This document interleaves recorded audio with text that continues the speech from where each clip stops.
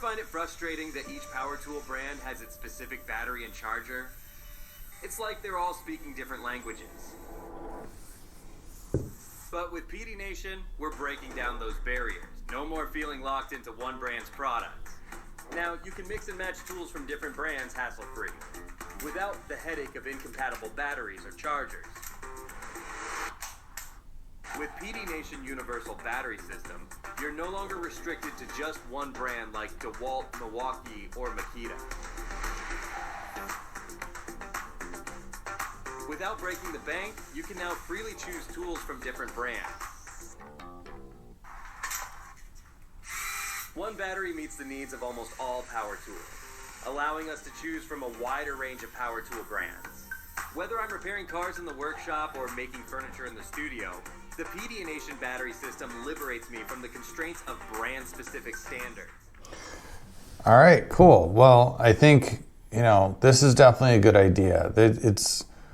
You can see why different companies want to have their own sort of battery standards so that they're hopefully encouraging you. If you buy a Makita drill, then you buy a Makita impact wrench or buy a Makita table saw or whatever else they have.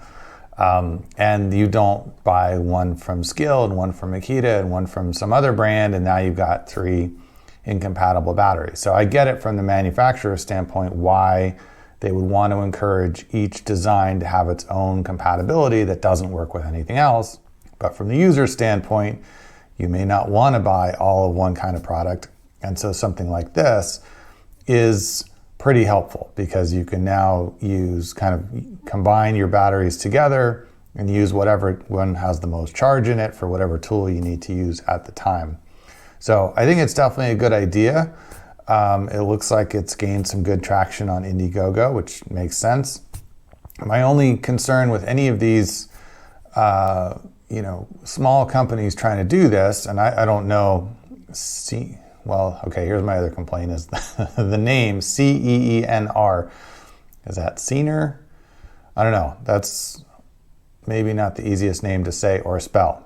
So if you're trying to launch a big, national consumer brand, maybe think about a name that is a little easier to say or spell or know what it means. But aside from that, if you're a small company and you're competing in a big consumer space in electronic equipment, you may, if you really are onto something good, you're going to face competition probably from some of the bigger names in the space, and it may be ultimately hard to compete.